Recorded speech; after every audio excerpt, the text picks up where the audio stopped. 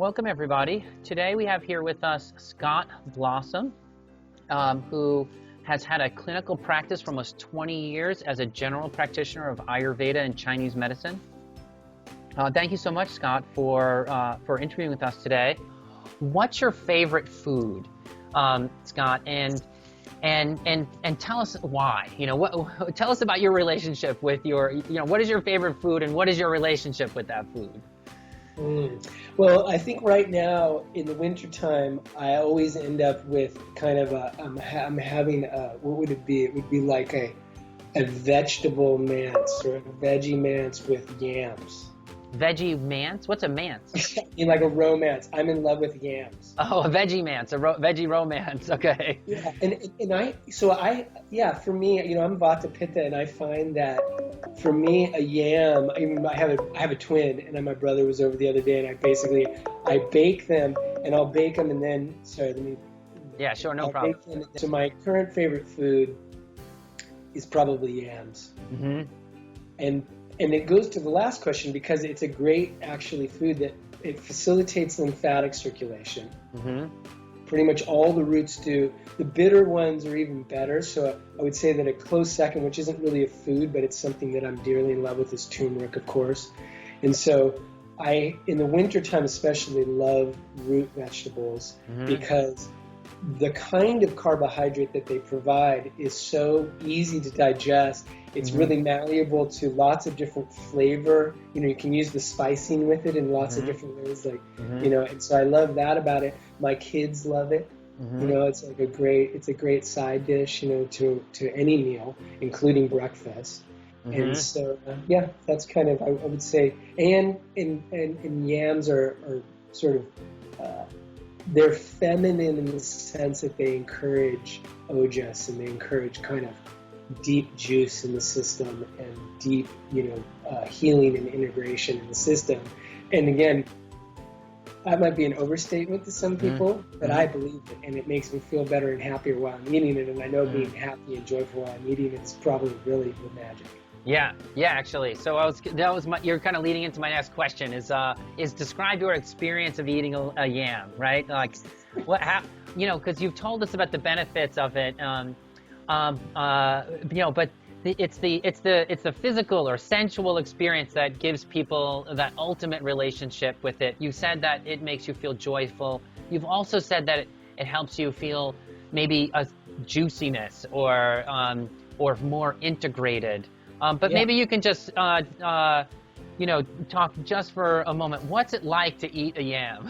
Yeah. Okay. Great. Yeah, I ate one yesterday morning, and I bake them. I like them less baked because they caramelize. So there's always this sense of wonder as I'm opening it to see that it's actually created this kind of caramel.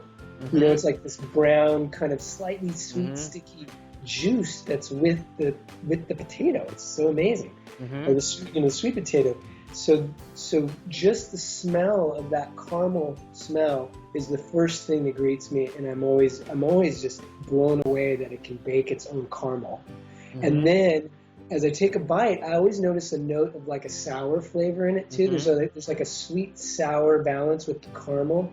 That's like, it's kind of like, when at holidays, my mother-in-law always likes to put a little bit of orange zest in the sweet potatoes.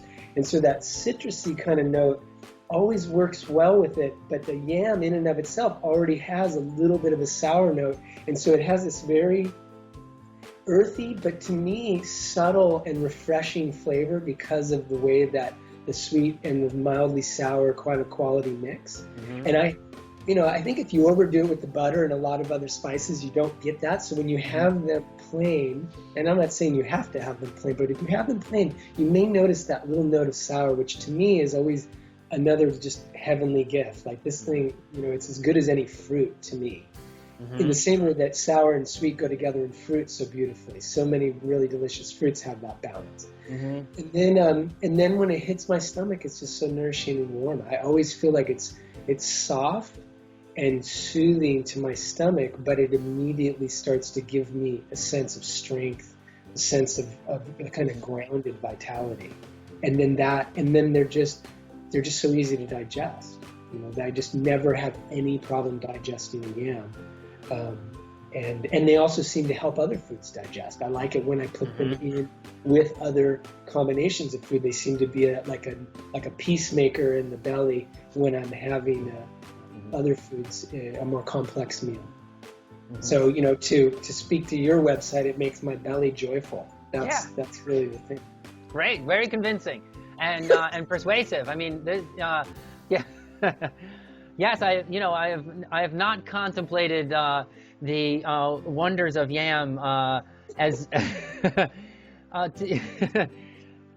before in my life to this level. So I feel enlightened and blessed by the conversation.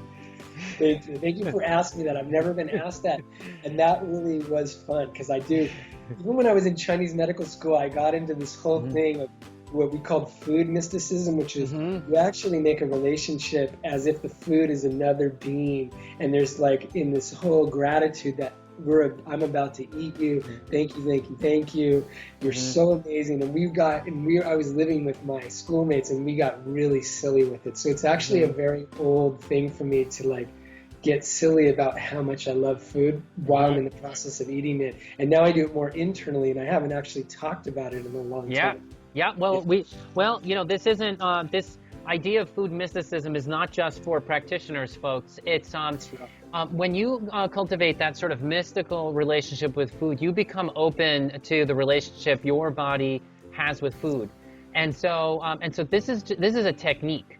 This is a technique for you to appreciate the food on another level. I mean, you can hear that it's not just that Scott is waxing poetic about this yam or talking about a personal relationship. He said a lot of things that really make sense about the sweet potato.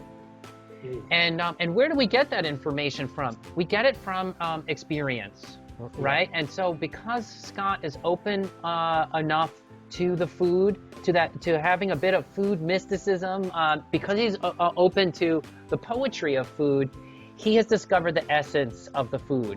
And every poet knows this, that what is poetry really about? It's about getting down to essence. And so by expressing food poetry, Scott has declared and discovered for us the essence of yam. Once again, Scott, it's been a pleasure talking to you. You too.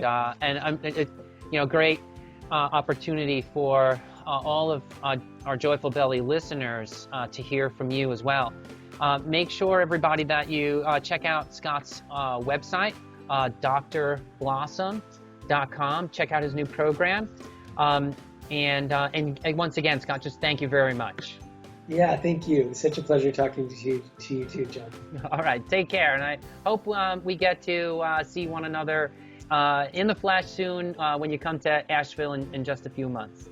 Yeah, good. Yeah, let's stay in touch. Thank you. All right, let's do it. Take care. Bye. Bye-bye.